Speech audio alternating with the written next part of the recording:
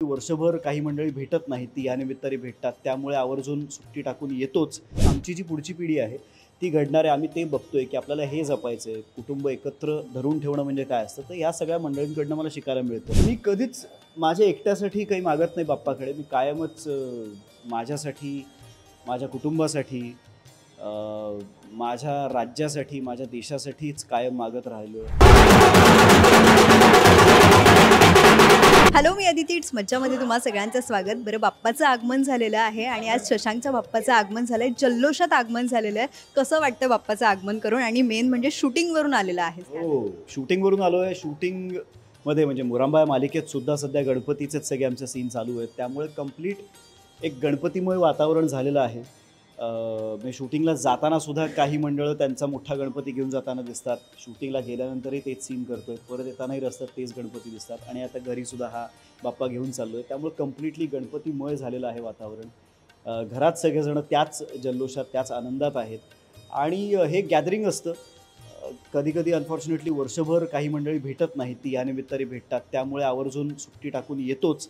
पण यावर्षी जरा एक दिवस आधी आलो आहे. बाप्पाला सुद्धा घरी घेऊन जाण्यात मी सुद्धा यावर्षी सामील असणार आहे. बरं, या गँगमध्ये आज शशांक सामील आहे. बरं, ही शशांकची फॅमिली आहे. पहिल्यांदा शशांकची फॅमिली समोर आली आहे, तरी अर्धी फॅमिली बाकी आहे. पण कसं वाटतंय तुम्हा सगळ्यांना? खूप छान वाटतंय आम्हाला. सगळी तयारी झाली आहे का घरची? हो, झाली आहे. घरी आता बाप्पा घरी विराजमान होणार आहे, डेकोरेशनची वगैरे तयारी झाली असेल. काय यावेळेची थीम? यावर्षीची थीम खरं तर ही दरवर्षी करते.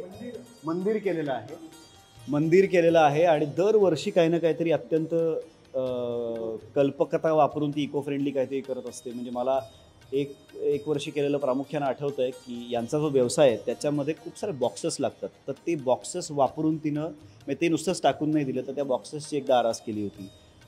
जसं यावर्षी आता मंदिर केलेलं आहे. मागच्या वर्षी तिनं आय थिंक पालखी केली होती. तर दरवर्षी काही ना काहीतरी ती उत्साहात करत असते आणि इथवरच थांबत नाही ती.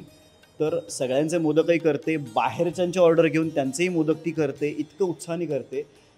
त्यांच्या घराला मोठी लॉबी आहे, तर त्या लॉबीत ती एक मोठीच्या मोठी रांगोळी काढते आणि तिचा उत्साह इतका शिकवून जाणारा असतो ना की एक कुटुंब जोडून ठेवण्यासाठी हे सगळेच जण एकत्र येऊन जे काही करतात ना, त्यातनं मला असं वाटतं की आमची जी पुढची पिढी आहे ती घडणार आहे. आम्ही ते बघतोय की आपल्याला हे जपायचं आहे, कुटुंब एकत्र धरून ठेवणं म्हणजे काय असतं. तर या सगळ्या मंडळींकडनं मला शिकायला मिळतं.